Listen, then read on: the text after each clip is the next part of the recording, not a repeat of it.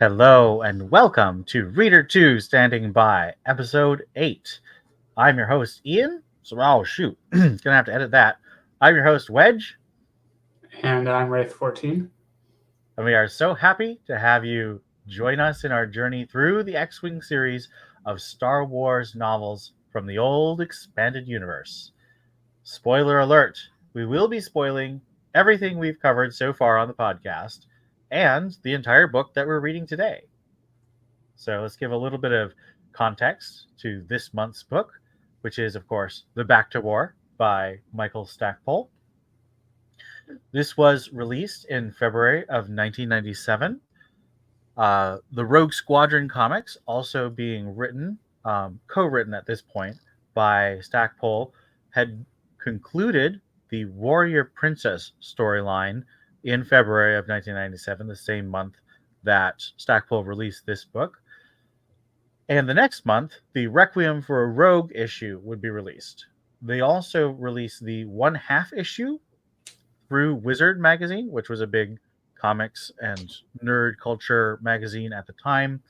And that was a prequel story flashing back to just before the Battle of Yavin, in which Wedge, Biggs, Porkins, and a new character named Doc, who was a Twi'lek, get a shipment of astromechs that help equip the Red and Gold squadrons for their assault on the Death Star. Other non-X-Wing pieces of expanded universe that were coming out, the Young Jedi Knights, which of course had been going for a while now, was in the Diversity Alliance arc, and the novel Shards of Alderaan came out in January, featuring the Alderaanian Graveyard, which features heavily, of course, in both the Krytos Trap and the Bacta War. We do get a strong sense that Kevin J. Anderson and Michael Stackpole were collaborating quite heavily, because Kevin J. Anderson did borrow General Derricote for a later book in this series of Young Jedi Knights for the Emperor's Plague. So he had this whole lab that belonged to General Derricote of all different kinds of evil biological weapons that he developed. The Galaxy of Fear series also started in January, and that series featured Wedge in later books. The Dark Forces video game illustrated novellas started in February. So interesting that I think that was actually released through Dark Horse, but it was also, of course, a licensed video game adaptation. The special editions of Star Wars A New Hope, Empire Strikes Back, and Return of the Jedi started to be released in 1997. I only saw Return of the Jedi in theaters, but that was a very fun experience for me. I am still a fan of the special editions. X-Wing versus TIE Fighter released in April, with the campaign or storyline of Balance of Power released in November of the same year. So the X-Wing video game series, which started the whole X-Wing series in the first place, was still releasing titles. Planet of Twilight released in May, which concluded the Callista trilogy. Spectre of the Past by Timothy Zahn came out in November, which kicked off the end stage of the Bantam contract and the time period between Return of the Jedi and the end of the Galactic Civil War. Over in the Dark Horse comic space, Crimson Empire started at the end of the year. So even though Rogue Squadron was still going on, they also had the Royal Guard Empire Intrigue series going on as well, which also featured Rogue Squadron and important events that happen at the end of this this book. In universe, not a whole lot new. We'll get a lot more when we jump to Isard's Revenge and then Starfighters of Adumar, because both of those are set in big gaps. But with these, both the Rogue and the first Wraith trilogy, they kind of are all in sequence, so not a lot is going to change. The Zinj campaign was in its early stages at this point. We don't know if Han Solo was in charge yet. He seems to kind of be put in charge at the beginning of the Wraith books, and so probably there was just another general or admiral in charge of a smaller task force doing probes as they tried to figure out the extent of the Zinj problem. And as Han takes over, they find out that the Zinj problem is in fact enormous because he has this whole secret network of economic producing planets. That brings us to our summary of the Bacta War. So there are three phases of the campaign against Isard, who is in control of the planet Thefera and all of the Bacta manufacturing capacity in the galaxy. Bacta, of course, being that weird blue stuff that Luke dunks in Empire Strikes Back that heals him from his Wampa attack and frostbite. At the beginning, the first phase I called building a power base. So we start off with a bunch of personnel changes. Corran and Mirek have become a couple and are living together. Pash Kraken leaves because the son of the head of Alliance intelligence can't be seen to be resigning from the Alliance. So he's going to lead his A-Wings, and he's a wing commander, not just a squadron commander. So he becomes the leader of 3 squadrons of A-Wings, which we will get to see later, which, as both Wraith and I are big A-Wing fans, is very exciting. Everyone else basically stays in the squadron. Corran recruits Ayala Wasiri from her mourning of her husband Direk at the end of the last book as one of the people who's going to help lead the ground effort against Isard on the planet Thefera, while of course Corran and Wedge and Tycho are going to be leading the space campaign. Next step is they get a base. So the Yagdul space station that they take away from Warlord Zinj in the Krytos trap, which is on the cover of the Krytos trap, becomes their new base. I think that's kind of a cool thing that you have the visual from the previous book and like, that's where this book is going to take place. And Pash Kraken is actually the one who tells them that that base is an option because he's ordered to destroy it, but he says, we'll say it's destroyed, which means Isard won't think it's still there, but then you can hide out there. Next, after getting a base, they begin a big campaign to get materiel. So, of course, X-Wing fighters and support staff and guns, explosives, and armor to equip their ground crew. They get most of the ground equipment from a stash that we see first revealed in Battleground Tatooine, the comics art. They negotiate to get this from Huff Darklighter, the father of Biggs Darklighter, and they meet Murek's Tarek's father, Booster Tarek, a old smuggler and possibly pirate, who is a big fan, almost like a second father to Wedge. And Corran makes a terrible first impression, although I don't think there was any way for him to make a good impression on Booster, because Booster and Corran just don't get along in this book. Trying to intimidate Booster by pointing out that Myrex is Booster Tarek's daughter without realizing this is Booster Tarek. It worked very well. Way to go, but hysterical. Indeed. They scramble to get X-Wings, because even though they have one X-Wing, because Corran owns his X-Wing, they are only able to get basically 1 or 1.5 more X-Wings from various caches that they find. Then they find out that someone in the New Republic is on their side and is selling them their entire squadron, plus their support staff, plus M-Tray, their quartermaster, for way less than the 20 or so million credits that they have on hand from what Isard used to frame Tycho in the last book. Just as they arrive at their space station with all the X-Wings, and they repaint the X-Wings to be their own color. So each pilot paints their X-Wing to sort of reflect their background, and we'll talk about that more in our analysis section. Elskull Laurel and Sixtus Quinn from the X-Wing Battleground Tatooine comic art. This is very clearly written around the same time that Stackpole was writing Battleground Tatooine, because there's so many crossovers from that arc. They arrive and say that they want to lead the ground assault or ground campaign against Isard. So that kicks off our protracted campaign, which takes up the middle of the book. And we get initial raid on one of the Bacta convoys that Isard, she's taken over Thyfera, has selling Bacta to the whole galaxy needs it and is having to pay. That part was a little bit confusing as to how freighters would dock and take their cargo in space, but Well, don't they just escort them to the planets that they're giving them? Maybe I'm thinking of later freighters. I won't. Later on, they start building a freighter fleet, which is a little bit nebulous, but we have to assume it from the end game. Yeah. Well, for the Bacta convoy, the rogues take over it, and there's some initial standoff where the crew doesn't want to go along because they're afraid their families back on Thyfera could be killed by Izard, but the rogues are able to get enough back to stolen that they send some of it to Coruscant, which still has the Krytos virus going on in the background.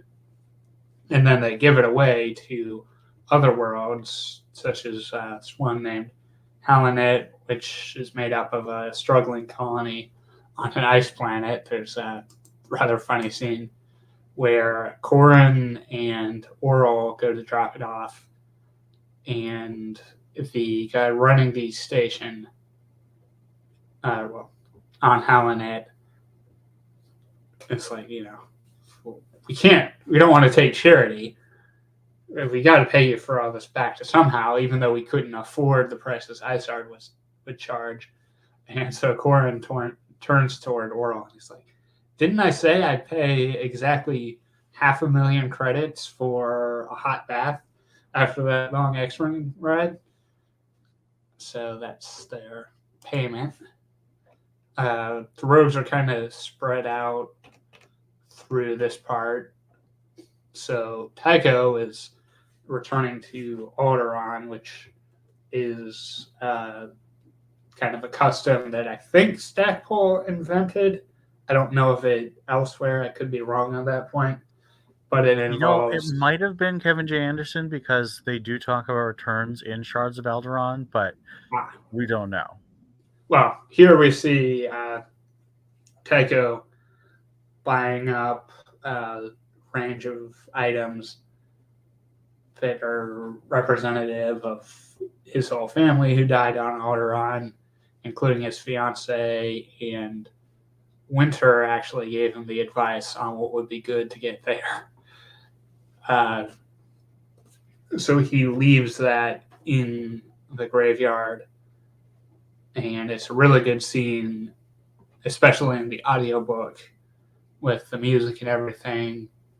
While the others have, various personal designs, like Gavin's is painted like a Great Dragon for his X-Wing, and Wedge is painted like what the fueling station his parents wanted to run would have been like. Tycho has his in the paint scheme of Alderaanian military unit from before they demilitarized, and is using one of their identify friend or foe beacons, which more on that later. Mm-hmm. But it's significant that he was broadcasting that while in what's left of the Alderaanian system. So meanwhile, another part of the rogues have Corrin, Ayala, Elskull, and some of their people going to Thyfera, and we get to see Corrin trying to do Jedi things and failing miserably. Because at one point, so they're all have just landed, and his lightsaber is hidden inside like the handle of a hider spanner, so basically like a giant wrench type of thing. And one of the stormtroopers notices Corrin glancing over at him more than he should. I think Corrin is just thinking about how uncomfortable stormtrooper armor would be on a really human world like Thyfera, But the stormtrooper finds it suspicious, and Corrin tries to mind trick him, and he's saying like, "You don't need to know my identification," or something like that, or it's like, "You don't need to be concerned about my business." And then the stormtrooper's like, something, I forget what it is exactly, but it becomes very My obvious. business is your business, Void for brains. Something like that. It becomes very obvious the mind trick has not worked. So then Corrin slices the guy's lightsaber in half, or with his lightsaber, he slices the stormtrooper's blaster in half, which was pointed right at his head. But now Myrix has no blaster that she can use because Corrin just destroyed it, and a whole bunch of stormtroopers are shooting at him. So it ends with him, I think, doesn't he fall off of something? He falls off. He goes into a staircase, goes up to a second-story balcony, and then falls off of that balcony onto a stormtrooper. Yes. And is convinced that he's dying because he sees Bror Jace, and Bror Jace died in the end of Rogue Squadron. So Corrin must also be dead because only the dead can see the dead. Well, turns out Bror Jace is alive, and then is filling in Corrin about how the rumors of his death were greatly exaggerated, and it turns out the time needed for Corrin to heal from all of his internal injuries was also greatly sped up because Typharans reserved the super Bacta for themselves. So, that's a whole funny thing. Bror goes back with Corrin to be a pilot again. Myrix also takes off, and Hela and Elskol are left behind to run the ground operations on Typhera. Meanwhile, Booster has, after the prodding of Wedge, Wedge prods him about something else we'll get to. Booster convinces Wedge to let him command the station and run their supply operation because, flying around in the Pulsar skate is become something he doesn't. It's an unpleasant reminder of being on Kessel, but running the station and running a misinformation campaign against Isard and Voryu, that's something he's going to excel at. Meanwhile, we have Taldira, who is in Krytos Trap, showing up with a squadron of Twi'lek pilots. And if you want to pull this up on screen, a custom-built fighter they have called the Death Seed or Cherdaki, which has the ball cockpit of a TIE fighter and the wings of an X-Wing. And if I remember right, they can rotate around the ball like somewhat like a B-Wing's wings do to give them an extra edge. So unlike uglies like the Die Wing that have the worst of a Y-Wing and a TIE fighter, these are a formidable threat. And Taldira, with kind of Twi'lek warrior culture, he can't go to Wedge and ask to join. He has to be asked himself, but they have a conversation about how Taldira regrets having not been part of the rebellion. And Wedge says, you had your duties to Ryloth then, but we would be honored if you would join us. And he actually means it, unlike Vader. So this bounces around a lot between different locations. So now we go back to Typhera, where Elskol and Iella are running an insurgency, and Elskol, in ways that make sense if you've read battleground Tatooine has a very gloves are off approach to that sort of thing, while Ayala, former Corsac officer, is not as willing to get her hands dirty. So we see a scene where Elskull wants to kill by execution recorded on Hollow Rhys Delaret's father, who's more of a figurehead in the planetary defense force on Thyfera. And Ayala has moral compunctions to that, especially when she asks Elskull, well, what if we run into the other Delaret children here? And Elskull's response is that Huttlings grow out to be Hutts, if I remember correctly. So instead of killing him and recording his video and broadcasting that, Ayala, with the amusement of Sixtus, that in turn gets Elskull to back down, suggests they strip the uniform off the currently sleeping Delaret, I forget his first name, and leave him in shame, naked behind, with the clear message that they could have killed him, but they wanted to humiliate him instead. So that's sort of a middle ground.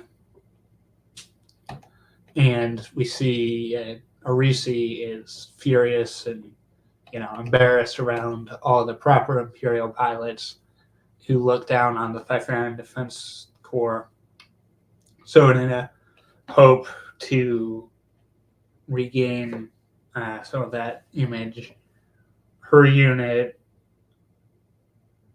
is... Wait, no, that comes later. Sorry, I got a little bit ahead of myself there, I think. So there's another...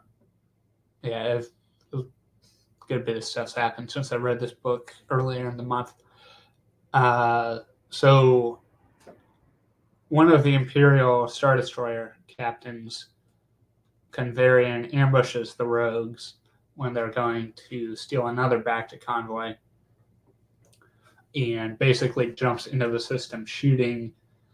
So Riv Shield, the Shistavinin pilot, who is Gavin's wingman, is killed instantly. Two of the Twi'leks die in their Cherokee, and it looks like Gavin was killed as well, but we find out later that he managed to make a blind jump to hyperspace and survived. In addition to that, Isard is carrying out reprisals of killing the crews of the Bacta convoy that had surrendered to Wedge, and targets Halanet. And that's where I was thinking of Arisi's desire for revenge coming through. So Gavin had managed to make his way there because his X-Wing got out from the previous ambush but needed to refuel, and that was one of the nearest suitable spots for it. So he's on the ground when the Empire, well, not really the Empire, just Isard's group, attacks Halanet in reprisal for them taking the stolen Bacta. And so he thinks they're here because of me, but then finds out that's not the case and is able to get away with the gut-wrenching realization that, there's nothing he can do to protect Halanet. There's a Star Destroyer and a whole bunch of TIEs of various makes bombing it. And Arisi has a bit of a barbed exchange with him where she's trying to goad him into coming back. And he points out, that's not going to work on me now. It might have before. But if I go back, I'm dead. The next time, you're the one who's not going to be so lucky. So then the rogues retaliate by destroying a Bacta preparation site in another system that had been working with ISARD, and they tried to time it to minimize civilian casualties, but Wedge is painfully aware that's not going to be completely possible. Meanwhile, this was funny. So, Oral, like most GANs, calls himself Oral, but we find out there's a group of 3 GANs who are there as an observation group to determine whether he has achieved enough renown. Oral can call himself I or not. So conveniently, they are also pilots and have modified TIE bombers that get integrated into Wedge's group. Even though when I was reading this in October, I was like, isn't this kind of a big security risk, Wedge? Like, how do they even know where to show up when he and Booster are going to all these lengths to keep the base location secret, which is something we see through their dealings with Talon Card of the Thrawn trilogy fame, because they're working on their own, so they need a way to get the anti-capital ship concussion missiles and proton torpedoes and all other things. A group of 2 squadrons worth. I forget if the Twi'leks are only 1 squadron or more. They're 1 squadron. 1 squadron, and reduced by this point by a couple of pilots. But yeah, they need a whole bunch of supplies for that and freighters to help transport them. Booster also has ideas about using those to fire missiles, which we'll get to in the endgame part, where Wedge has managed to take out 2 of ISAR's 4 Star Destroyers. There's a battle at Alderaan, where the Star Destroyer Corruptor, the one that had ambushed the Rogues and wiped out Helonid, in turn gets surprised by a Alderaanian war cruiser, which is a decommissioned ship, essentially droid piloted, that had been going around looking for a larger ship. It escorted the Another Chance, whose IFF beacon conveniently was similar enough to the one Tycho was using that this droid-controlled ship thinks Tycho's X-Wing is the Alderaanian capital ship that Valiant has been looking for, and so it just starts shooting up Corruptor at will in the Alderaanian system. That scene also has the Rogues surprised by an interdictor cruiser, and it occurred to me, so interdictors simulate a gravity well so that X-Wings can't jump to light speed and get out of there. But if you've got an interdictor and it's simulating the gravity mass of a sun to keep you from jumping away, wouldn't that be a phenomenally bad thing to do in the Alderaanian system where the planet has been turned into asteroids? Because I think it would just pull all the chunks of Alderaan toward the interdictor like missiles.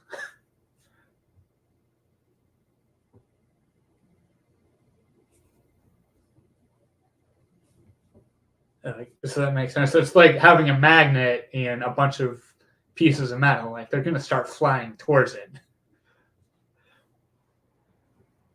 Yep. But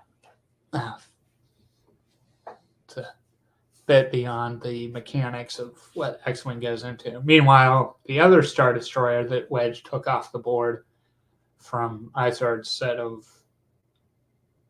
Does she have 4 M-Stars total, or is it 3 in Lusankia? They're counting Lusankia as an M-Star. Oh, okay. Because they're also counting the Corruptor, which is a Vic Star. So, Right. Well, we'll get to what happens to the third one in the endgame part, but there's a rather amusing sequence where Wedge has Winter gathering intel on the captains of each of ISAR's ships, and she recalls from New Republic intelligence records that the captain of one of them has been seeing the kind of in a essentially compelled marriage, the wife of a Moff who's like 40 years older than his wife, and she probably didn't have much of a choice in the marriage. So he's secretly been having an affair with her. And there's a scene where the captain, Saryanka, is meeting his mistress, but the rogues interrupt the meeting and stun her, then make Saryanka an offer he can't refuse of take a whole lot of money and bring your Star Destroyer over to our side.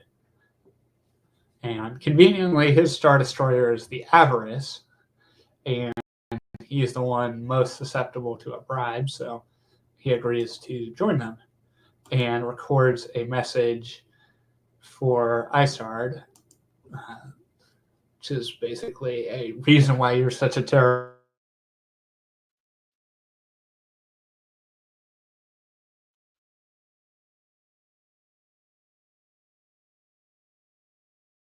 Stand by.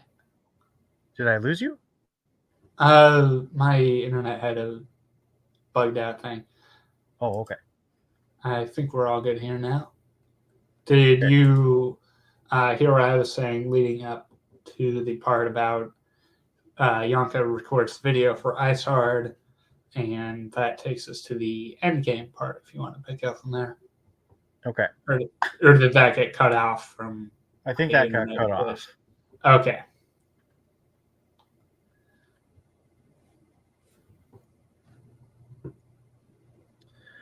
So when Isard gets Yonka's video, which is deliberately provocative, she goes into a rage and decides that she's going to start rounding up 1,000 Vratics, so that's the native indigenous insectoid population of the Thera, who creates the Bacta. Like, humans can't create it themselves.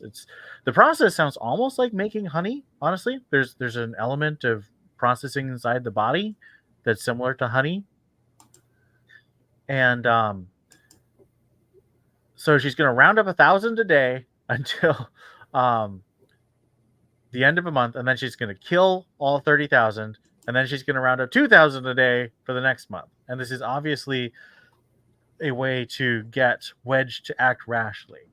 Thankfully, Wedge is not a rash commander and has been planning for such an eventuality. He didn't know she would do this specific thing, but she knew she would do something horrific that would force him to act. So he and Booster and Tycho, who are the top commanders, decide to put in motion their endgame. And that starts with leaking the location of their base to Isard through the known traitor they have in Talon Karrde's organization.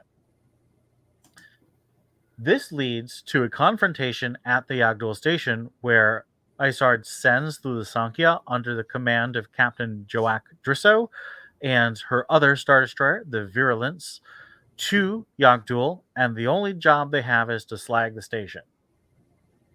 And Joak Drisso gets his only POV section, and he reveals himself as a wannabe warlord who wants to take over Corellia and take over Kuat and take over the rest of the galaxy. He thinks that he could just do it because he's got a super Star Destroyer. He should talk to Zinj, who also has one and hasn't managed to do that much. However, Wedge and Booster have equipped the station with a bunch of proton torpedo and concussion missile targeting package, a huge number of tractor beams, and a gravity well generator, which means that they trap the Lusankya in the tractor beams, target it with all their packages, and prevent it from going to light speed with the gravity well generator. So Drisso panics. He thinks that he's about to get vaporized by, I think it's something like 200 proton torpedo launches at the same time. The Virulence comes between the station, basically sacrificing itself so that the Lusankya, whose engines are in reverse, pulls backwards, and then as soon as it's clear of the gravity well, jumps to light speed, going back to the Thera. Now, it's about, I want to say it's like a 12-hour hyperspace journey. Yeah. And so he thinks that he's left all his ties. He launched all his ties because he thought that the rogues might be there, but he leaves without them. They don't have hyperspace. So he's jumping basically naked, free of starfighter cover, back to Thera, and he arrives, and a Star Destroyer arrives, and he says, it's the Virulence. But it turns out that that's actually the Freedom, which is the renamed Avarice, captained by Sarayonka, who, and he and all his crew have been bribed by Wedge and all their Bacta millions. And so they dump all the starfighters and a bunch of freighters, and they start just shooting it. It turns out that what Wedge did was he knew he only had about 12 to 24 launching platforms for missiles and torpedoes with his 2 squadrons. And the Cheerdaki don't have missiles, right? They don't have any launchers. It's just right. Yeah, so he really only has about 13, 14 if we count the Gand. But he has a bunch of freighters, and he just loads the freighters up with proton torpedoes and concussion missiles. And like in the first book, which you remember, Corrin has all the Y-Wings slave their torpedoes to him, and he gives them their piloting data. He has the rogues connect to like 3 or 4 freighters. So they have like a fleet of maybe 20 to 40 freighters, and they all launch all their torpedoes. So they're able to get a volley of about 80 torpedoes off at once, which is able to collapse the Lusankya's shields, which allows the Freedom, which is coming from above. So you've got the Lusankya, and we'll say the Lusankya is like our plane. Above the plane is the Freedom, and it's attacking from above, which makes it harder for the Lusankya's guns to track it. They can't get a full broadside. But the thing about the Lusankya is we're dealing with a ship that's probably between 8 and 10 kilometers long. We're not dealing with the Superstar Destroyer that we now think of, which is about 19 kilometers long, which is 10 miles long. Because you just cannot imagine 24 snuff fighters, 40 freighters, and a Star Destroyer taking out a 10-mile long ship. So we're dealing with something more between 4 and 5 miles long, which is still enormous. And it has more guns than everything put together. So it basically wipes out the Freedom. It doesn't kill it, but it hurts it really badly. And then the Alderaanian Warcruiser, the Valiant, is behind it. So it can't actually shoot that thing, and it's chewing away at its engines from the broken shields. But then they start targeting the freighters, and it's not going super well, because the freighters, of course, can't withstand firepower of that magnitude. But then the Virulence jumps in, and it turns out that the captain surrendered to Booster when Pash Kraken and his 3 squadrons of A-Wings jumped into the station, which we saw earlier they were doing before. They would refuel and get some food and all that stuff, and get repairs. So they jumped in again, and they convinced the Virulence to surrender, and Booster took it over and jumped it back, and he arrives just in time to wipe out the rest of the guns on the Lusankya and force them to surrender. The Joach Drisso is like, no, I'm going to ram the planet. So his crew kills him, and they surrender to Wedge, and the battle is over. The Battle of Thera is won. In the aftermath, we have a bunch of fun, happy things happening. Ural meets Corrin and Tycho in the prison. So it turns out that Isard actually moved all of the prisoners, including Jan Dodonna, from Krytos Trap to a different place, which is good because in the attack, they would have gotten killed by a proton torpedo barrage. Ural meets Tycho and Corrin in the prison, and he says, I would like to greet you. And they just do a double take, and they realize that Ural has achieved what we call Janwine status, which means that he is so famous that any Gand would know who he is when he says I.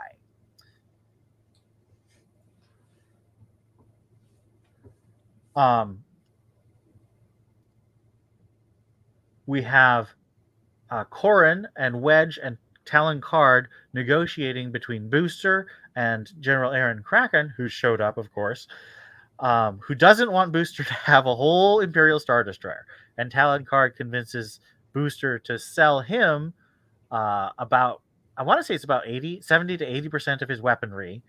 And he will sell that weaponry back to Kraken. Well, not back to Kraken. He'll sell the weaponry to Kraken, who will use that to repair the Freedom, Yonka's ship, because Yonka wants to join the New Republic proper.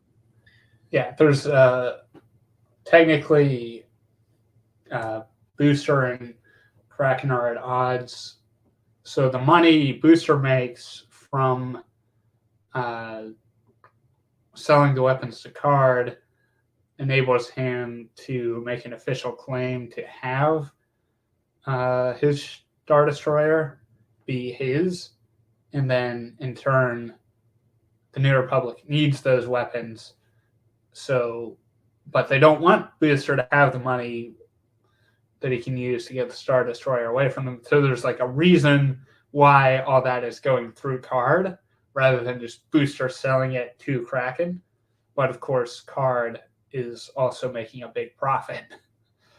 Well, Card is also someone that Booster's willing to listen to. So right. Even if Kraken had said, I'll pay you this much money, Booster wouldn't listen to Kraken because Kraken is just, he doesn't trust him. And to be fair, it's probably not a good idea to trust the New Republic spy master. He's got many agendas. Especially not when he sounds like Littlefinger. He's got a very strong Irish accent in the audiobook. Corrin and Mirex get married so they can get over Booster's objections and whining. There's a big party at the end of the book in which Wedge gives lots of speeches, and everyone promises to rejoin the New Republic, except Bror Jace, who wants to stay on Thefera and lead a real Theferan home defense corps instead of what Arisi was doing. Arisi died, by the way. Oh, yeah. Corrin shot Arisi, and she blew up. And her fighter is not the only one that blows up. Oh, my goodness. I completely forgot. So there is a Lambda-class shuttle, which contains Isan Isard, who's taunting the rogues and saying, I'm getting away, and Corrin doesn't have any proton torpedoes. So Tycho does, and Corrin, probably using the Force, hits the wrong button and sends his targeting data to Tycho, who then launches his proton torpedoes and is able to blow up the shuttle. Yeah, and they talk about how, well, Corrin had reasons to want Isar dead, but Tycho's claim preceded mine, and Tycho's response as well. Just glad it's over. Yep. So there's a funny bit where Booster is, of course, furious that Mirex and Corrin are engaged, and there was a scene earlier where Corrin and Booster probably would have come to blows if Wedge hadn't been there and told them both to knock it off. And remember that Mirex loves both of you, so unless you think she's a terrible judge of character, you need to get over this. And so Booster is mad that Corrin is engaged, but since Corrin rejoins Rogue Squadron before it's revealed Corrin and Mirex were married, with Wedge as the person to whom Lusanki was surrendered, serving as the administrator of that sudden marriage. Booster is livid, but he explains, no, not because Corrin is the guy. He's a rogue now, so I'm fine with that. No, I'm mad because Talon Card tricked me into a 1,000,000 credit bet that they would go and do this. And he even conned me into giving him the odds about it. Also, so this is a meeting of the rogues and their friends, the people who are going back to serve the New Republic, and yet Card, who is adamant that he's a neutral party, is just there for some reason. So that ends the Bacta War, both the war and the book. let's get to our analysis, starting with some character analysis. Let's do the heroes first. One of the most fun things about the hero characters is every X-Wing gets its own unique paint job. So for those who are watching this on YouTube, we'll have some illustrations. We've got the Chris Sculf illustration from the, I want to say it's Suvidu, the official Lucasfilm publishing arm in the early 2010s, just before Disney bought Lucasfilm. They did a bunch of illustrations, a lot of which happened to be for X-Wing characters and books. And this is the beginning of Wraith Squadron, which we talked about in our first episode. And we see here all of the X-Wings, with Wedge and Tycho probably being the most recognizable.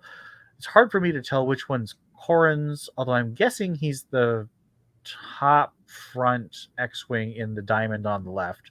But not all the X-Wings get a description, unfortunately. The ones that get the strongest descriptions are, of course, Wedge, Tycho, Corran, Bror Jace, and Gavin, who it says he's painted like a crate dragon, which is pretty cool, I have to say. Oros is memorable. If you can't see in the ultraviolet, it looks flat white. But apparently I'm not sure if it's described how it looks in ultraviolet, which he can see, but Verpine, who can see it, are very impressed. And I'm guessing it's the one down at the probably the one at the left, which there, doesn't make sense because he should be with Corran's wingmate, but it's an illustration.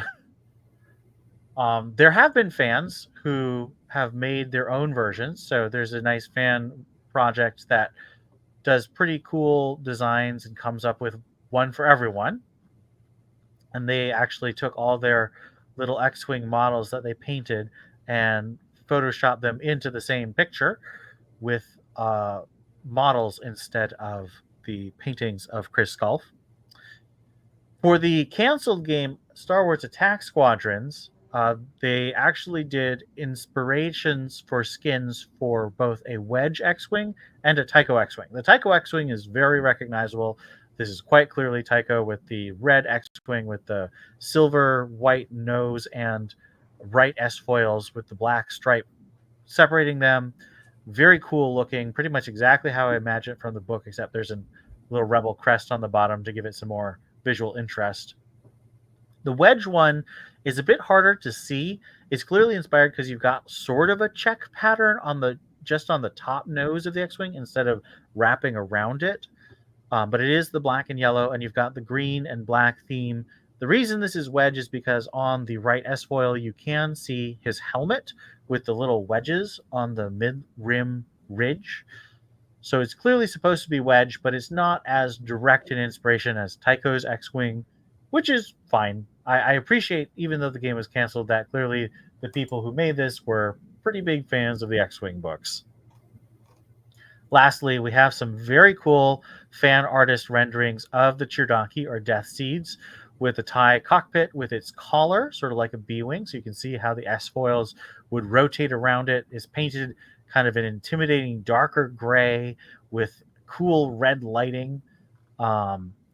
But this is a really cool fan project. I'm going to link all these illustrations in the show notes. So if you're listening on audio, you can check them out for yourself. So that's the cool, character-specific X-Wing paint jobs. Just a fun thing. When I was a little kid, I thought that was the coolest thing ever. And I think I did build Lego models where I tried to imitate the colors that I thought or imagined when I read the book.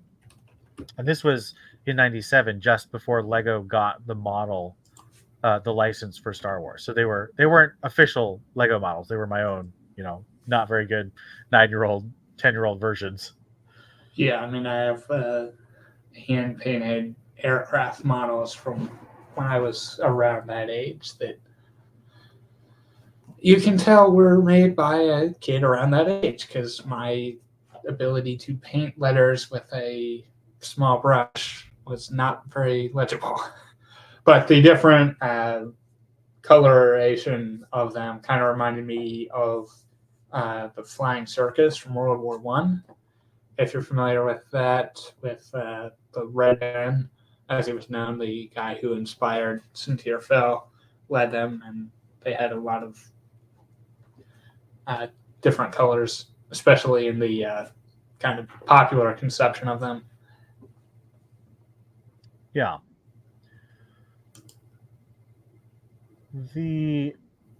So we also have a couple characters I want to kind of talk about briefly because unfortunately they're only briefly in the book. Emtree and Winter. We get a vivid, memorable scene of Emtree waking Wedge up, but after that he basically has no lines. He does have an important role in helping talk.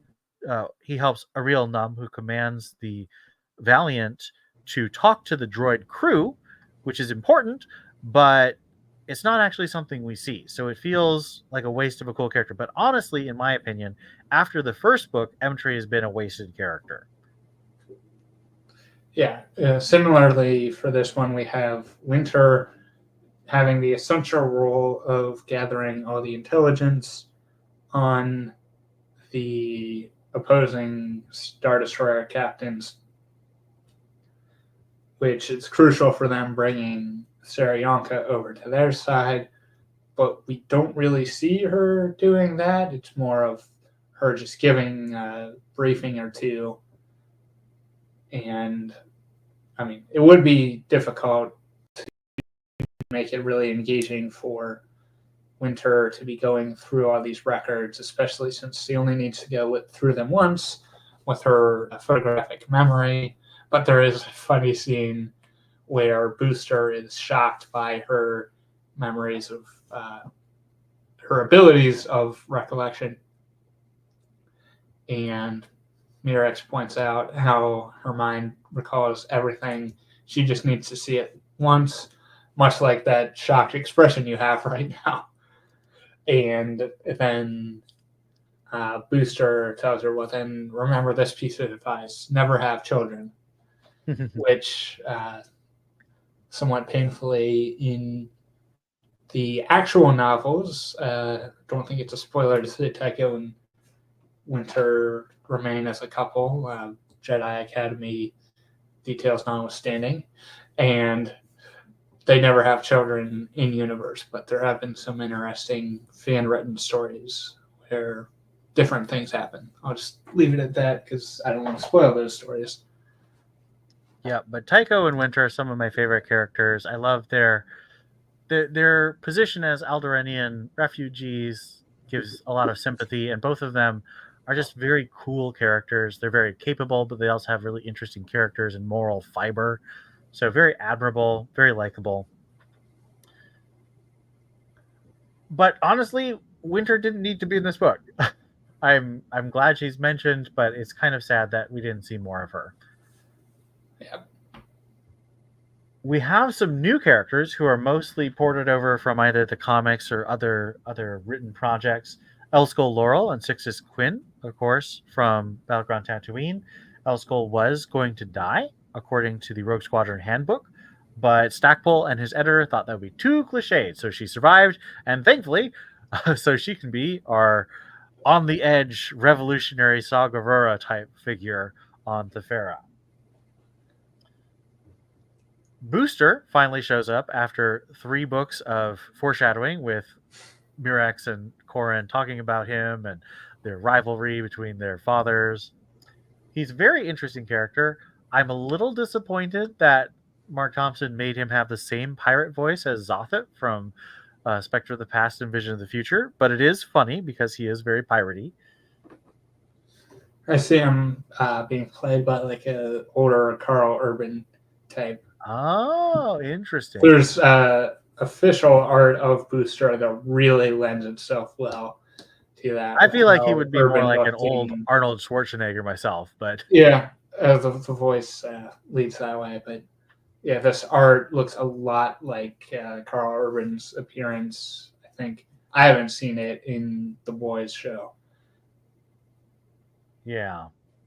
I don't have a good sense of how big Carl Urban is. He must be a big guy, but I don't think of him as that big. I mean, I'm sure they could make it. I mean, he played Eomer, so. And lastly, we have Huff Darklighter, the father of Biggs Darklighter, who has a brief but memorable scene on Tatooine, and of course is much more memorable from his role in Battleground Tatooine. But there's a lot of cool dynamic between him and his brother, who is Gavin's father, and Gavin himself. And there's a lot of really good insight into who Huff is, why he did what he did, and why Gavin is the way he is. And it's really nice world building and character stuff. It's just kind of crammed into a couple of chapters. Yeah, Huff also tries to run a bidding war between Booster and Nyrex, and quickly comes to realize why that's a bad idea for him. So we have a brief thing that Wedge does. I would say Wedge has fun character moments, but he doesn't really have an arc here. He's mostly just the great military leader in this book. His one real character moment for me is he wipes his R5 droid, who's Minok. He gets tired of Minok screaming all the time, so he wipes his memory and calls him Gate because his new identifying number is R5G8. So G8 would be Gate. And from now on, Gate basically has much more of a Wedge personality, which is funny when we get to Isar's Revenge, which I am very excited to do. Ural has another cool arc. It's unfortunately all off screen. He basically just flies amazingly. You keep seeing Ural just like wipe out ties in a handful of shots and flip his ship around. It's just insane the maneuvers he pulls, and Korn's like, he's amazing. And then you find out why at the end when he's like, I can talk about myself, and he uses his first person pronouns, and Korn and Tycho just have that great double take. It's a very cool moment. Again, it's kind of off screen. There's so many characters that Stackpole's juggling. I'm glad he put this arc here, and I can definitely see it happening as it goes. But it might have been nice to have an Ural point of view.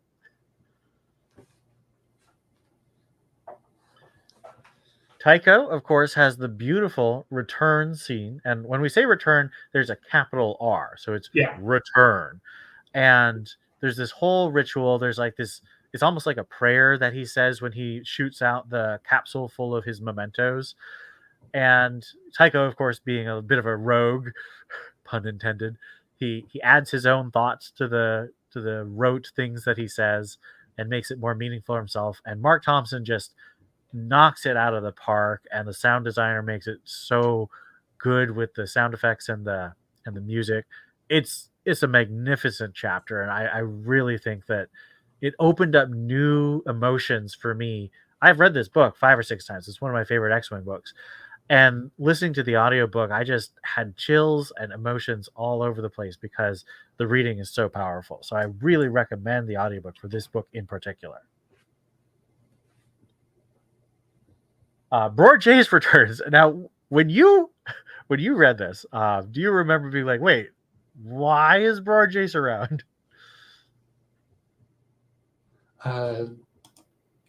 Yeah, I mean, it's been so long, and I don't really remember that, but talk about people who sound like Arnold in the audiobook. Yep, all of them have that weird Austrian accent. But I think it's funny. It was kind of nice to revisit that book 1 dynamic of them being rivals, but he really doesn't do anything after that one scene. It's kind of a cool explanation. I do think it's a bit frustrating that the rogues have lost so few people. I know they're supposed to be the elite, but like when you have people coming back from the dead, right and left, and then all the normal pilots are like, what is this nonsense? The ones who do die, like, never spoke in like the past 2 books. Mm-hmm. Looking at you, Riv Shield. Riv Shield. What was your last line in the first book when you're talking about death marks? I think not. Would he have even had any in Wedge's Gamble? I don't think so. Yeah. Like, he's part of Gavin's team, but Rosati and Nawara are more focused on than him. Right. Bror does bring the concept of shorts as clothing into the Star Wars canon in a way that Corrin is like, what are those? Those are children's pants. For our A-Wing loving hearts, Pash Kraken and some of his pilots, and we even get a named pilot who's Lina. And I'll let Wraith talk a little bit about Lina. So, yeah, Pash comes in and he wanted to fly with the Rogues, but of course he can't because his father is head of New Republic intelligence. No one would believe they are not an official organization. He's with them. But he still keeps dropping in on the station. And so at one point, midway through the book, he runs into Corrin at one of the bars, tap cafes on the station, and we get a debate about whether X-Wings or A-Wings are superior between Corrin and, well, really only one of the younger pilots in Pash's group, but there's 3 others who have the same attitude without speaking.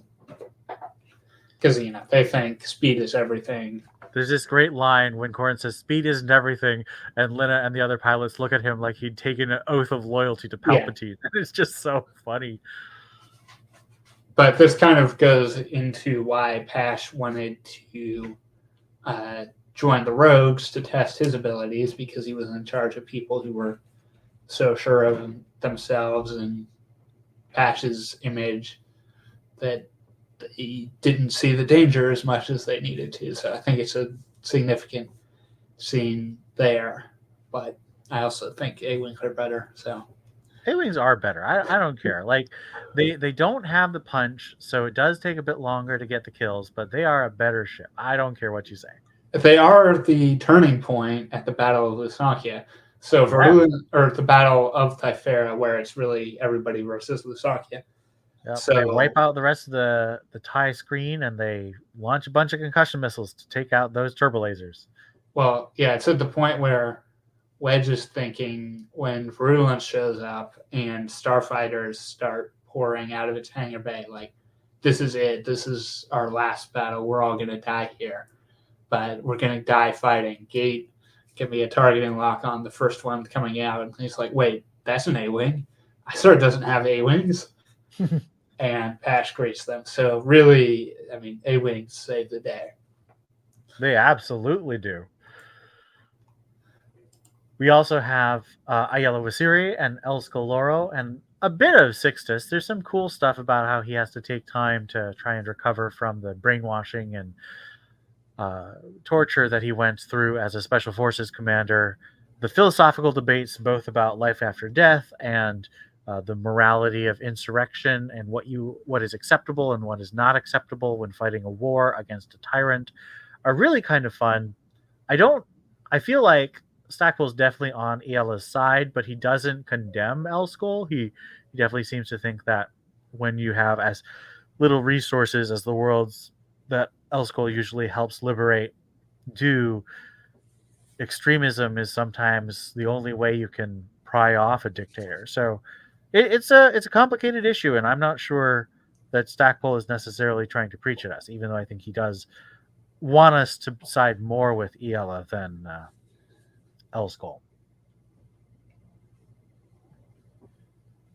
Lastly, on the heroic or semi-heroic side, we've got Talon Card, who of course is a Timothy Zahn character, and Zahn talks in his introduction to Battleground Tatooine how he and Stackpole would give each other drafts of their novels, and they would only have to change 3 words to keep the characterization consistent.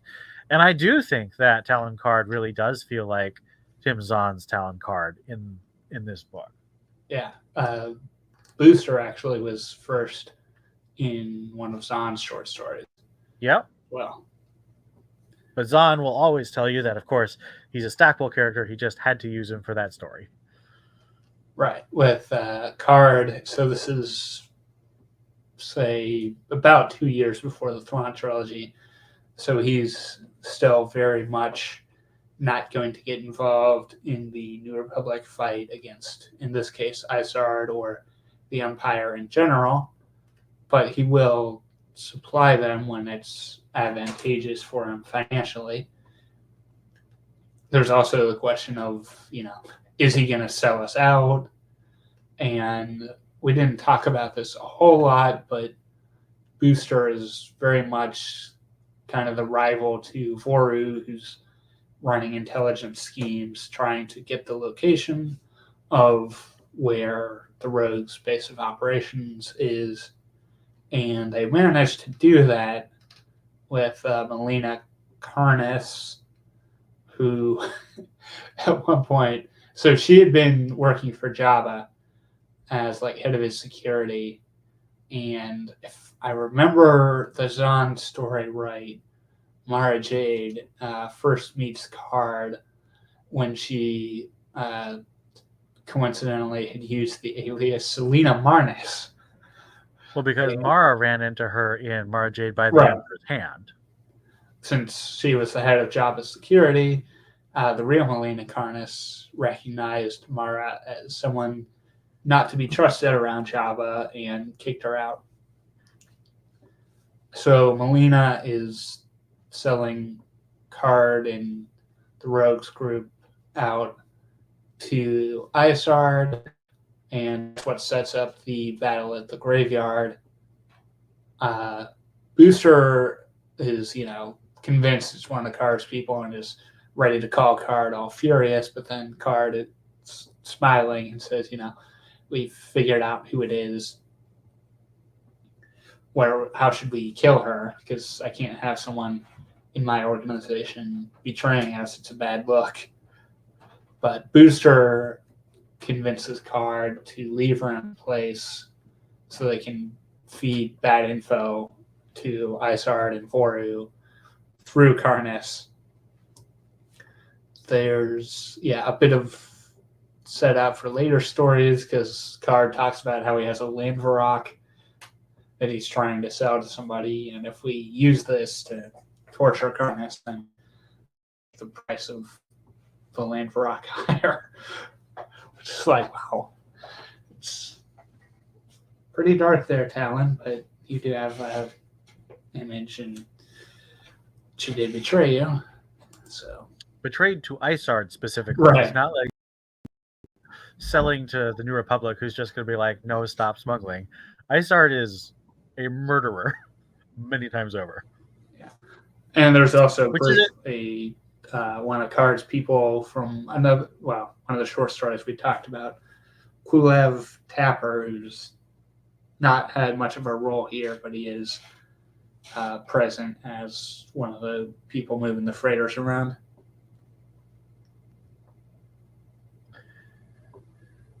And that's a pretty good...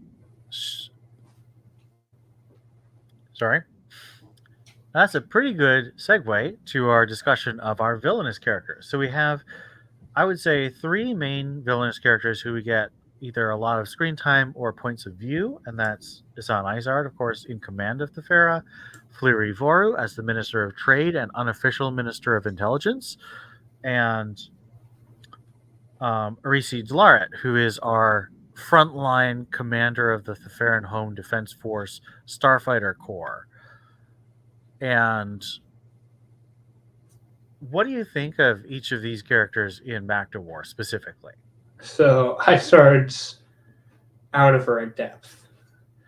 She was the intelligence director, and she was good at that, but the naval strategy is not her forte.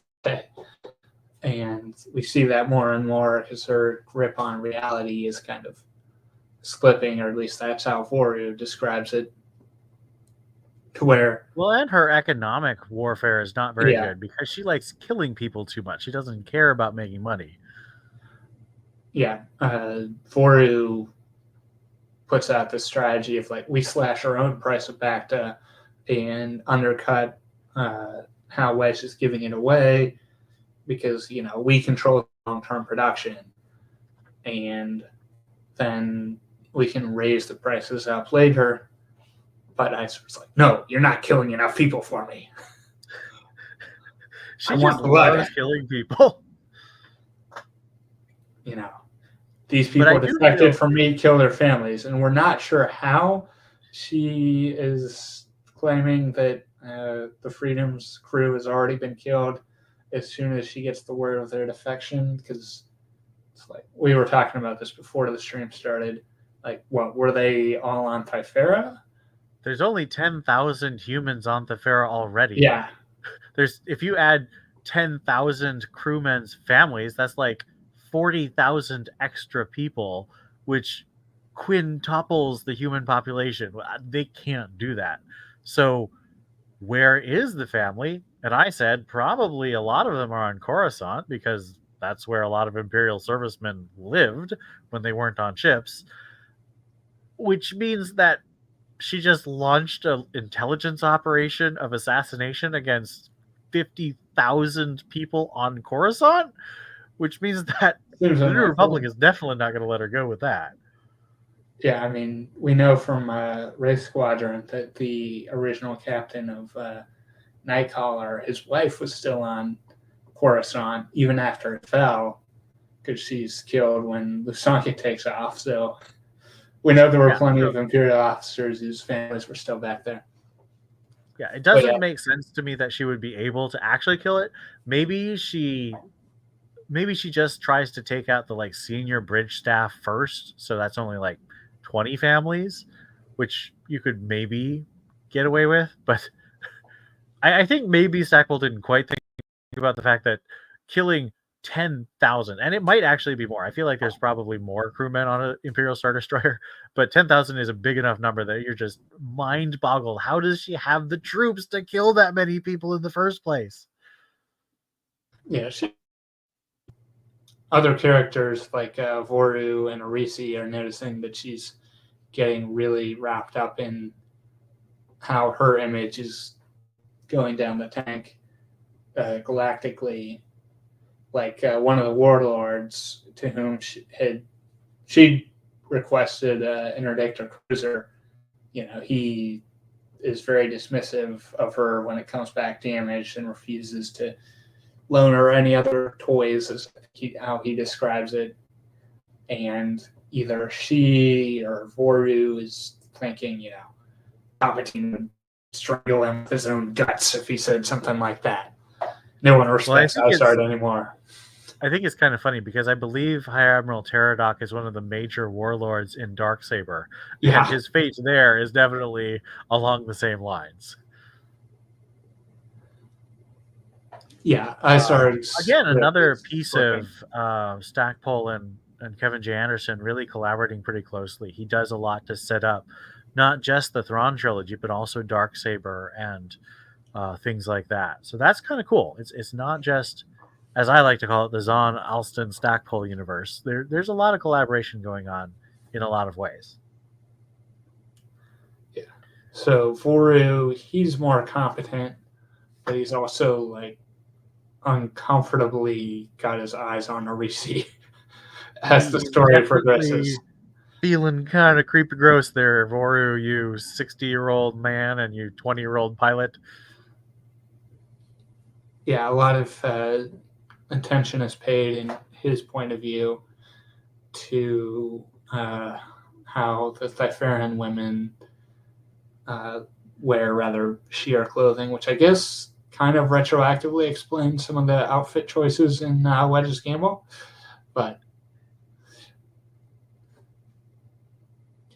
yeah, and then Arisi is increasingly fed up with Isard and wanting to get away, so much so that she goes along with Voru's suggestions of let's fake our deaths and get out of here. Now, I have a question for you. Do you think that they killed her father or not? Because I couldn't tell what happened. I mean, I definitely think they left him alive. Okay. Because that's what Ayala wanted to do, but I couldn't quite tell if that's what ended up happening in the...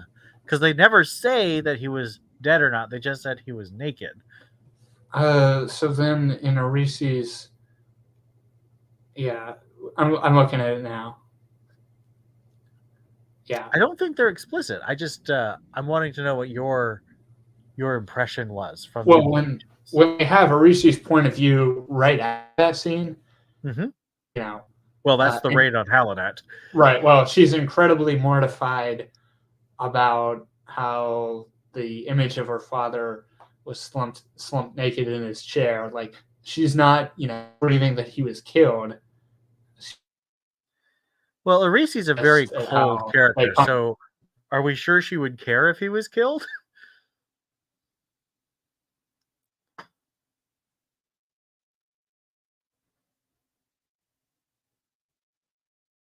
Did we have another internet problem?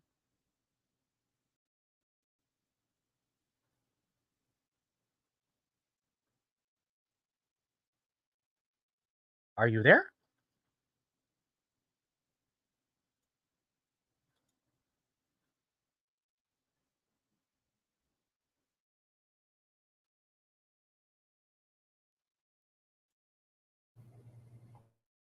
Sorry about that. Technical difficulties. Yeah, it definitely scanning through now. Yeah, I mean, I definitely got the impression. Yeah, I mean, they never say her father was killed. They just say like the Asharn had humiliated her father. Not, and that's Voru's point of view. Clearly fueled her desire for retribution. It's not that they killed him; it's that they humiliated him. So I think he was still alive. Just, you know. Now, this is the first time we actually get any Irisi point of view, because of course Stackpole didn't want to spoil the fact that she was an Imperial traitor the whole time, so we never got inside her head, and now we get several scenes from her head. How do you feel that works? Do you feel like we get a sense of her personality, her motivations? I mean, yeah, it's never really clear, at least not compared to somebody from the Allston books, why she was with the Empire. Because it's like, what did she think the Empire was gonna win in the end? That wouldn't really make sense with how the New Republic was on the offensive and the Empire was on the defensive, going through the early part of the X-wing series. So it seems like she's on the side of the Empire to be evil.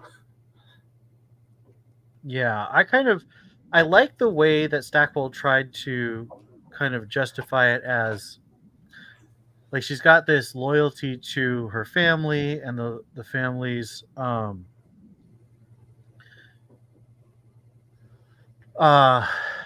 the family's economic interests are much better served, at least in the short term. I think Stackpole would argue that long term the Zaltan's competition friendly mindset would be much better long run for everybody. But Zukfra definitely has a tyrannical cartel monopoly attitude towards Bacta, and she has definitely absorbed that mindset. So you can sort of see how someone who came from this autocratic, hyper wealthy, like just ridiculously wealthy, ridiculously privileged and powerful family might see those who get in her family's way as bugs that need to get crushed. But I still think it's not a terribly three-dimensional portrait of a character.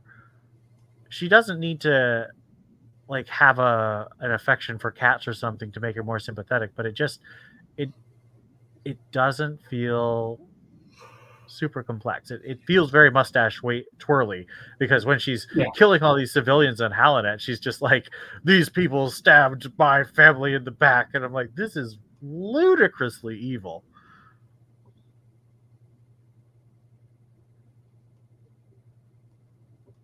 Yeah, and she tries to get Gavin to surrender, and he like calls out, that's complete nonsense. Nice try. Yeah, and she's being manipulative of that. She just wants him to slow down so she could literally kill him.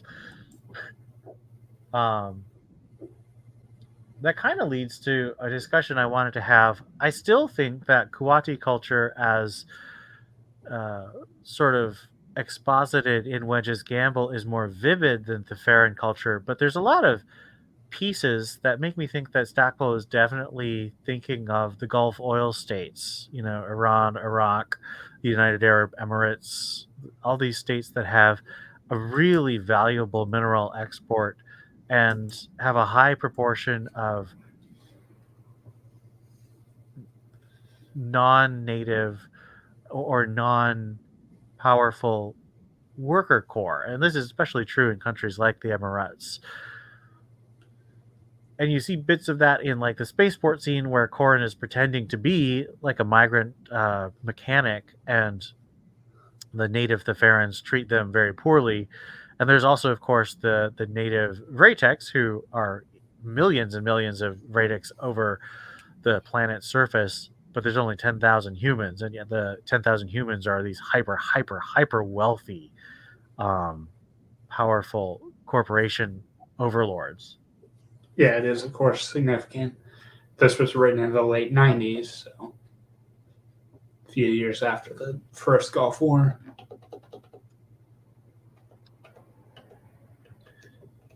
Yeah. Our last two villains, we don't have a whole lot of development from. We do have, of course, the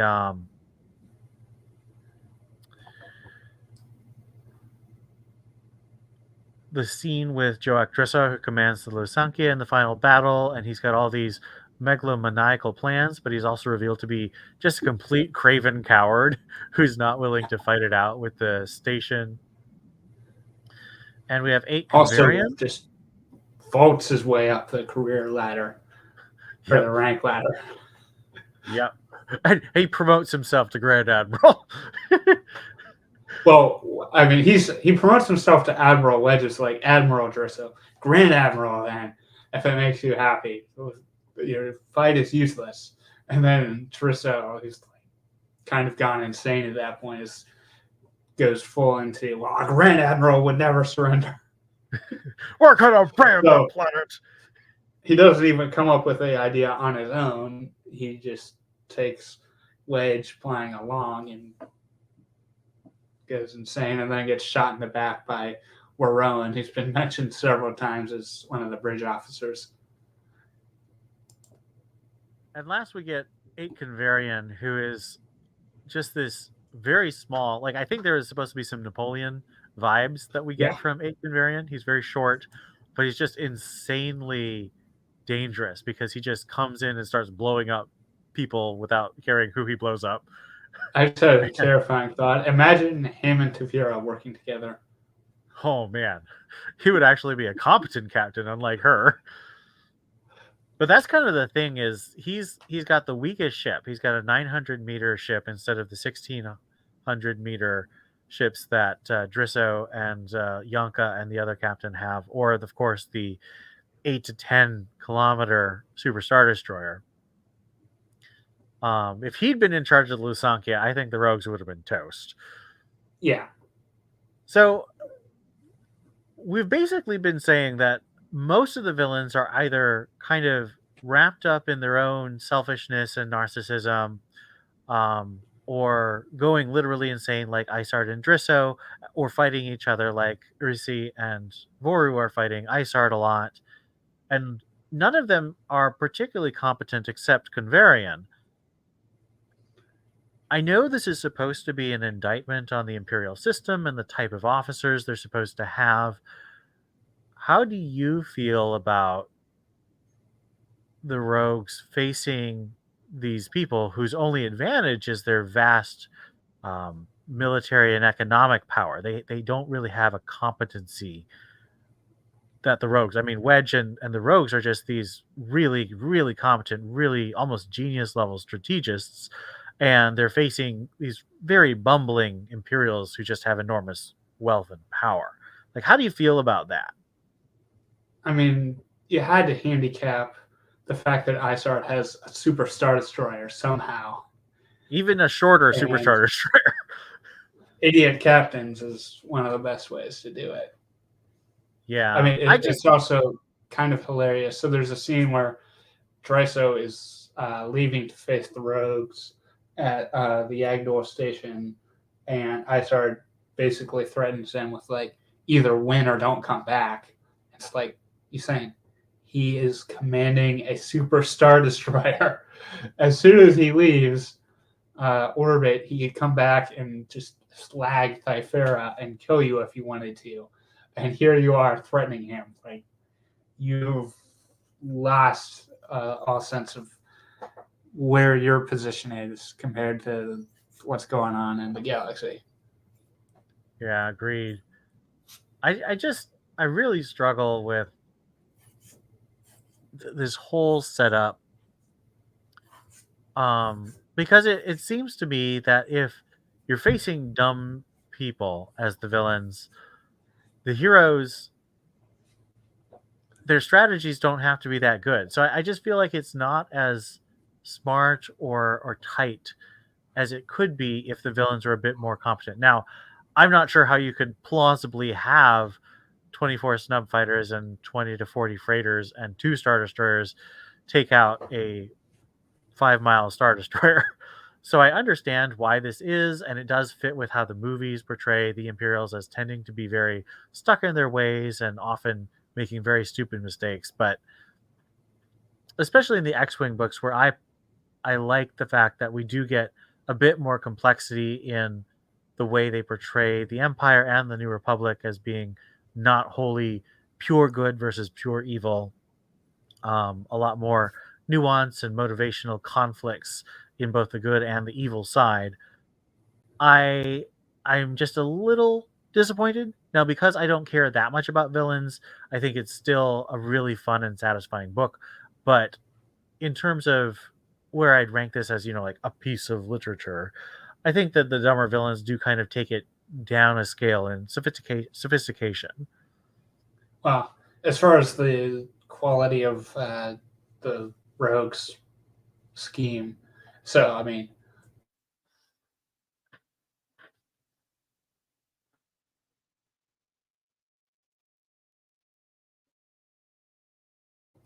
when he has all those, the bluff of all those proton torpedoes aimed at Lusaki, because that's just targeting locks. He doesn't actually have the torpedoes, if I read it right. That's correct, because all the torpedoes are on the freighters. There are no Right. torpedoes on So the space station. if he and Virulence wipe out the station and are willing to take the chance of how badly damaged they're going to be, then they're coming back to Thyfera together with their TIE fighters. Maybe they're a little bit behind when the rogues are there, but I mean, from how the battle goes, it hinged on Virulence coming in with the A-Wings. So, yeah, if Drisso calls Booster's bluff and wipes out the station, the rogues lose.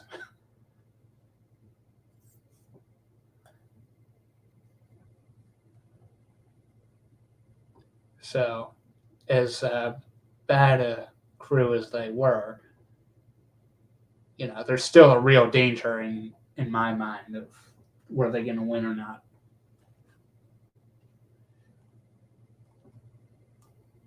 Yeah. Let's move. One more person who's sort of on the villain side, Sarah Yonka. I think he's a very interesting character. How did you like Yonka? He's so he was he mentioned as having done pirate raid, anti-piracy raids, or Yes. was that Convariant? Okay, so yeah, he's kind of got the same excuse of having not really fought the rebels as Astral Taban in Wraith Squadron. Who? Astral, unless I'm conflating. Oh yeah, Astral. fanfic. Well, and we also have, of course, Rogress in. Well, we haven't met him yet, but Rogress is an Imperial who is has a similar type of history, as we'll find out. yeah, they're more principled ones, and Yonka has the detail of he's sleeping with a Moff's wife behind his back. Which is So, definitely not the most heroic of actions, in my opinion. But well, I mean, it is the situation of like they were childhood sweethearts, they lost touch, and then she was married to a Moff 40 years older than her who was in charge of the planet she was on. So, I mean, it's not like she ever loved the guy, I'm guessing. yeah, I do think it's interesting how it took basically um, about 3 or 4 years after Endor for him to really come to the point of leaving the Empire, and yet when he leaves, he does mention how Tarkin and Vader and Palpatine were evil. So I like Yonka. I'm not saying I think that he's bad or should go to jail or just whatever. I know there's some people we talk to about the EU who are just full on. Anyone who stayed with the Empire past Alderaan should just be lined up against the wall and shot. I think that's very foolish. It gives no incentive for surrender or collaboration or cooperation. But Yonka's a very interesting case, and he starts off as I think you pointed out before we were recording. I can't remember if we have talked about it since we started recording, but it's interesting that the guy who commands a Star Destroyer called Avarice is the one who gets bribed to join the good guys, and then he renames it Freedom, which kind of gives it maybe a libertarian vibe, like we're libertarian, freedom loving, economically out for the number one Star Destroyer guys. Now we do get to see Yonka later, which I think is cool. Yeah, so this part was odd. So it says Yonka helped Isard establish her presence on Typhera, but that was before he heard about the Krytos virus. And it's like, well, I mean, did the Empire completely suppress information about Krytos? Because that had been going on for months before Isard broke free of Coruscant in the Lusaka and took over Typhera. Well, let's So, say that he was on a long-range Outer Rim pirate yeah, mission. I mean, if he's out there, it's quite possible he'll be very focused on trying to wipe out the pilots. And he's a very good captain. Like we see him thinking about how he drills his people so they're just much better than the other Star Destroyers. Like his fighter pilots are better reacting. They're just better in general. So he's clearly the kind of person who's focused on his mission at the time, and he wouldn't be like, oh yes, I must keep up to date with all the news from Coruscant and all the news from these things. So I can see if he was on a long-term pirate mission, how he wouldn't know about Krytos until yeah, much later. it is very amusing now that this book, again written in the 90s, has Sarionka interacting with a protocol droid that was previously part of Rogue Squadron and then got handed off to intelligence to help gather info since NRI informant runs the casino that is being used to facilitate his affair. So, yeah, protocol droid connected to Rogue Squadron, and it's named Poe, P-O-E. And is this Like Poe Dameron. oh, I was thinking, did Stackpole include this NRI operative in other stories? Is part of the Miss Chance story or anything? I mean, it definitely, just reading that had like this is somebody who would have been an adventure journalist, but I'm going to Yeah. Google that and see, okay. Because once you read Miss Chance, you notice all the times that Stackpole references it. Okay, so yeah, she's in the Dark Strider campaign and Oh, Galaxy Guide 9. Yeah, got it. Wikipedia has a photo of her, not photo, illustration of her, where her dress is very revealing. Oh, the 90s. All right. So I think that concludes our discussion of the heroes and villains and characters. Um, even though we've talked about how some of the characters I think are underserved, particularly Winter and Emtree, in general, the characters are really fun. I like them a lot. I think they're pretty well served. Some people have said that Mirex becomes just Corrin's girlfriend. I really don't think so. She does a lot of negotiation, and she's as connected to Wedge and Booster as she is to Corrin in terms of what she cares about and her motivation. So I would push back against the claim that she just becomes Corrin's girlfriend in this.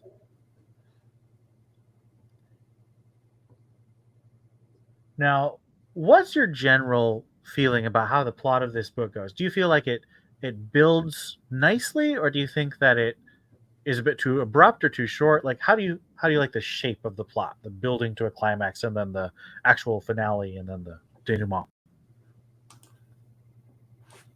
I think it goes pretty well. Yeah, I would say I like how it breaks up into these three acts. You know, you have your building, you've got your power base, you set it up, and then they get into the campaign. And then the campaign, they don't show every mission because you couldn't, because there's hundreds of Bacta and other attacks, just whittling down the ties and making it harder and harder for Isard to protect her economic forces.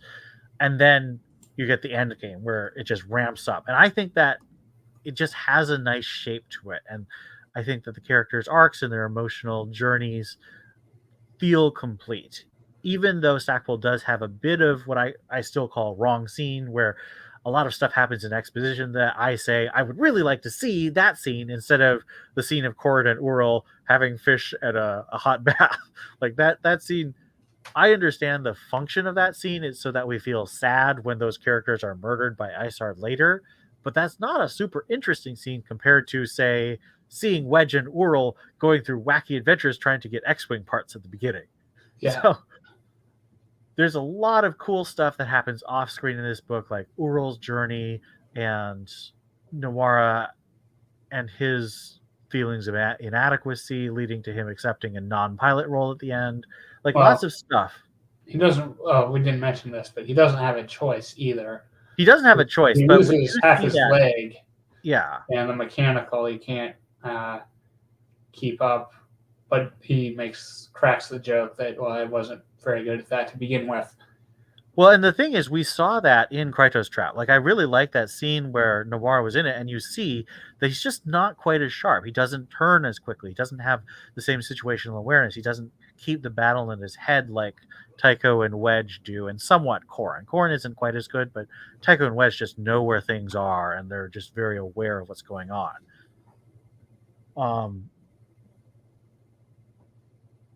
I still think that Stackpole does a very good job of building all the pieces of this final conflict between Isard and the Rogues through the first three books, and then this book really pays them off, and it's a good thick. It's the biggest of the first four, and it just builds nicely. It has an organic feeling shape to it, so it doesn't.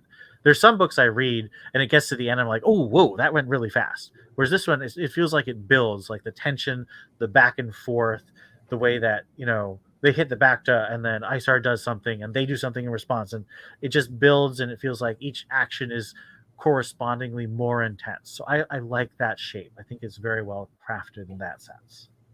Yeah, if there wasn't an Isard's Revenge, this would be a fitting end for the Stackpole portion. And we thought it was. There was a full year between this and Wraith Squadron. I was perfectly happy. I was like, this is one of my favorite my favorite Star Wars book series. Now, it was one of the only ones I'd read at the time, but I thought it was really awesome. These 4 books have a great shape, a great arc. That was the end. And Stackpole definitely gives us that, looking back over our adventures, I love you guys speech at the end of the book. And it does feel very final.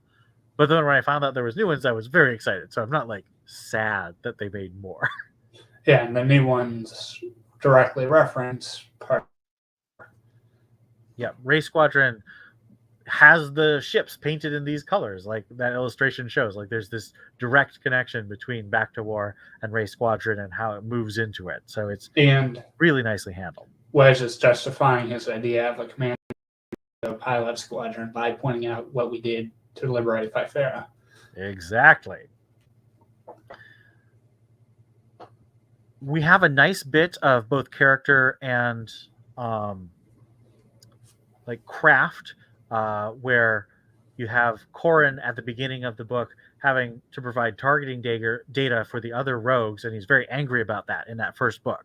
And in this book, he is guided by the Force to provide the targeting data to Tycho to kill Isard. And so it's like this nice full circle.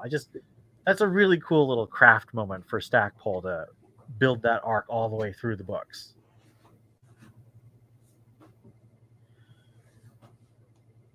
What are some of the themes and like philosophical ideas that you see this book really talked about and argued for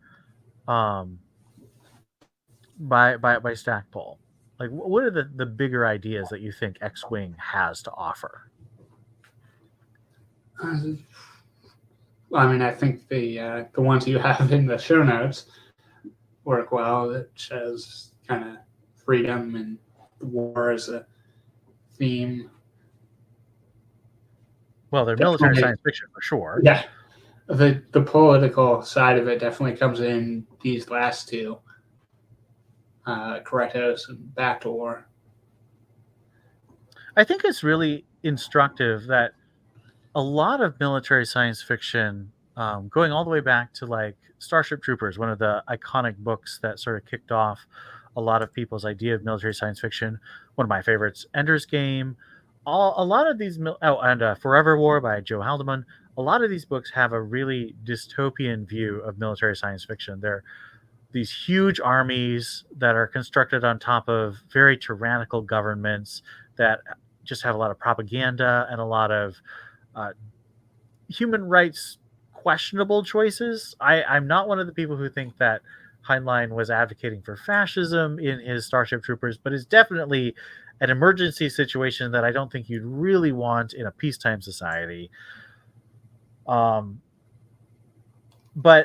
the New Republic is seen as a complicated thing. Like, you get a lot of stuff from Borskvalia that's very self-interested, but it's never quite as dystopic. There's still this real striving for human rights and this ideal of a society worth fighting for. And I think that probably comes a bit out of, World War II, because of course X-Wing battles in the original movies are built on World War II fighter sequences from those kinds of movies. I think there's also a lot of Cold War, the West versus the Soviet Union type stuff, where you really want to project the ideals of freedom, individual choice, and a community rather than these totalitarian, tyrannical, forced communitarian. Communitarianism is a neutral idea. It can be good and bad, but I think the idea of having to force a communitarian ideal on a people that didn't organically develop it as the Soviet Union did, or as the Chinese model of communism did, there was definitely more of a good versus evil, a good society worth fighting for that we don't always see in military science fiction. And I appreciate that. I do love a lot of military science fiction. I don't think it's bad to explore other kinds of societies and what might get us to a point where we would spend all the money to develop power armor or starfighters. But Star Wars providing a more positive view of democratic or republican form of government, I think is good. I think it's idealistic in a way that I think shapes young minds in a way. I read the X-Wing books before I read Starship Troopers, before I read Ender's Game. And so having that as the ideal of these pilots from a freedom-loving, justice-loving society, I don't think that's bad. I think it's good. Yeah, this one does get into how to fight, and yes. When are you going too far more than the previous three had, but that's partly Wedge's own point of view, where he's thinking about how his parents died in the explosion at the oil fueling station when an Imperial Line pirate was trying to run away.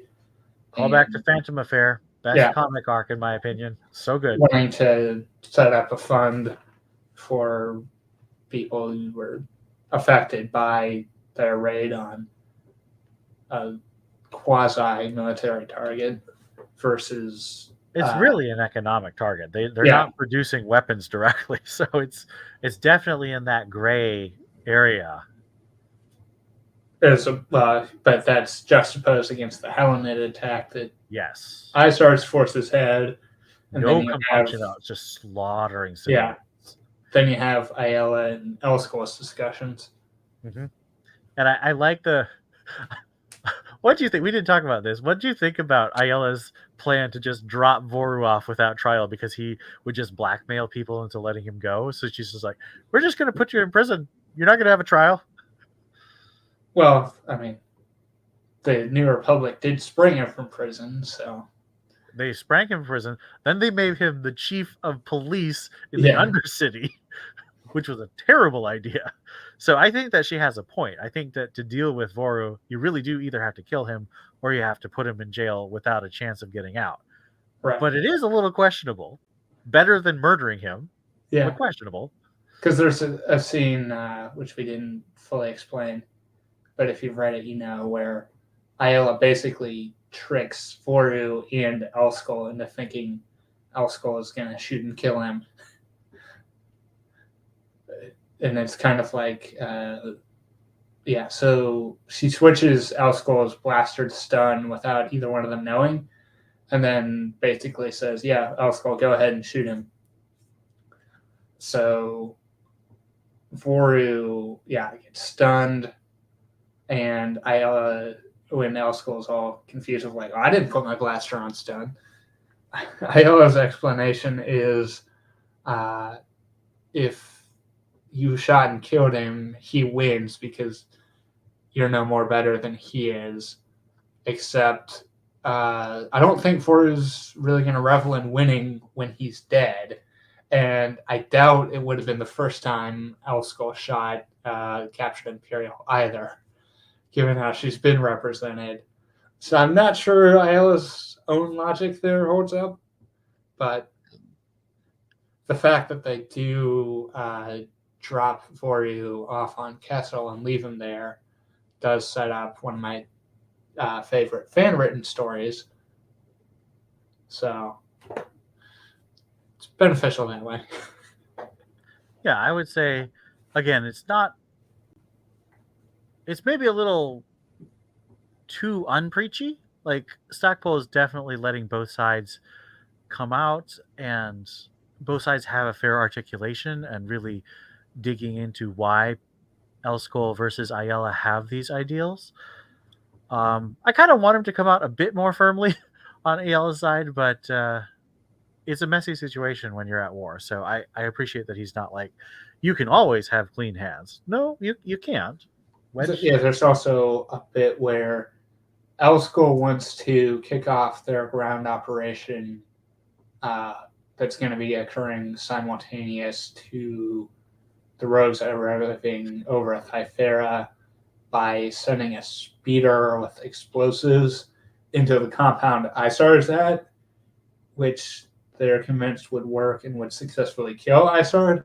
And Ayala is opposed to it because she's saying, no, like, if Isar just dies, then the Imperials can make her into a martyr. We need to put her on trial and show what she's done, which is a good argument, except then the rogues blow Isar up.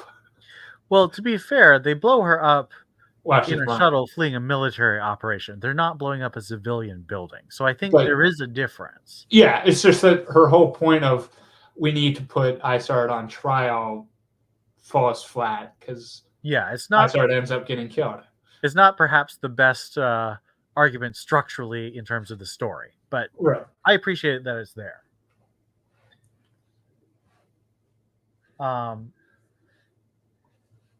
So let's talk a little bit about our cover. We have another cover by the great Paul Ewell, and on Wikipedia you can actually see the draft of his sketch with the pencil lines, which is very cool. We don't have those draft pictures for the other covers.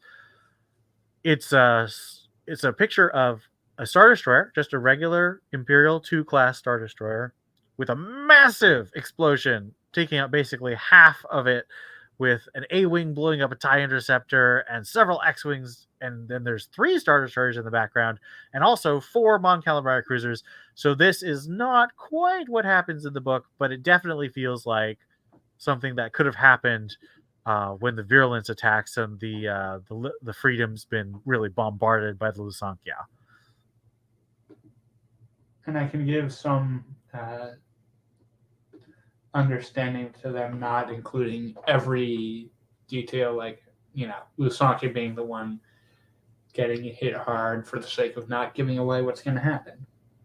And also, like, this book would have been the cover would have been painted long before the book was written. Yeah. So you can't really, you can do your best, but climactic starfight with A-wings and X-wings and a Star Destroyer getting really the heck kicked out of it, it gets the idea of the Battle of Thufira across, I would say.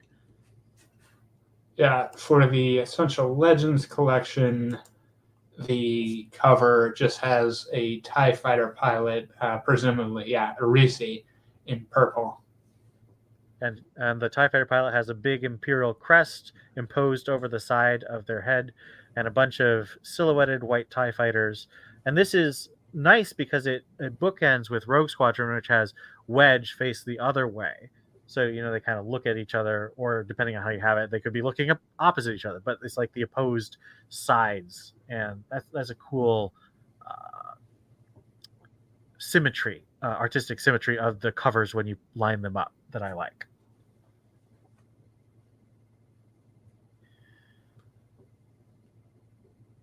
All right, let's do something we haven't done yet, but let's rate the original 4 X-Wing novels. So Rogue Squadron, Wedge's Gamble, Krytos Trap, and the Bacta War. What's your favorite, and what's your least favorite, and how do you rank the 2 in between? I think I'm going to go Bacta War, Wedge's Gamble, Rogue Squadron, Krytos Trap, because I like the Starfighter part, but I also like a good spy story.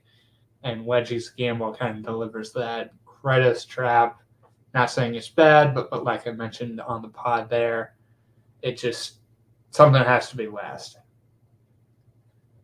I'm very similar. So Bacta War is my favorite. I just love the shape of it. Rogue Squadron, the first book, is actually my second favorite. I think it's a really clean, great start. Just really good introduction to the characters in the world. Wedge's Gamble has actually risen in my estimation when we reread it. I still think that if you take yourself out and try and think about, well, there's only about like 100 people they meet in Coruscant, and that is a little weird for a city this big, and 12 pilots take out an entire shield generator. That is a bit silly. However, it is an intensely fun pulp adventure. It's not quite clean enough or tight enough for me to love it more than that first Rogue Squadron novel, but I do appreciate it a lot more than I used to.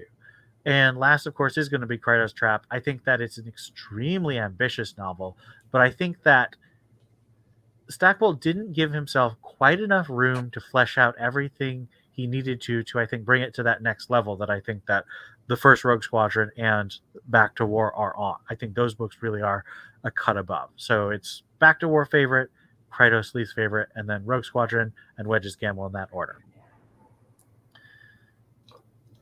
Now, if we were putting the comics in, would you want to rate the comics by arc, so each 4 issues, or would you want to do it by volumes 1 and 2?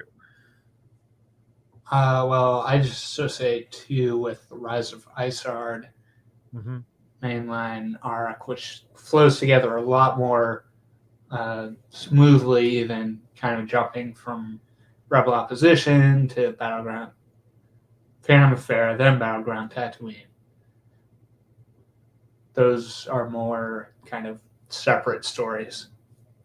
Yep.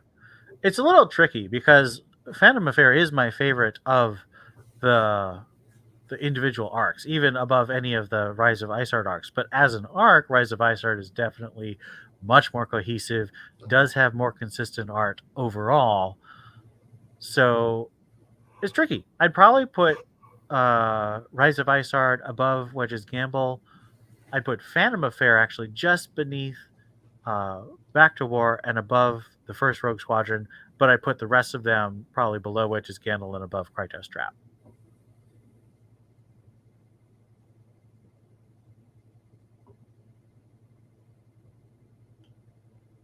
Let us move to our Wing Books section. So again, for those who are tuning in, Wing Books is when we recommend another book from a non-Star Wars or different Star Wars section of the bookstore, because they are similar to what we just read for this episode, and we think if you like the Bacta War, you would also like these books. So for me, my recommendation is the Bacta War series by Elizabeth Moon.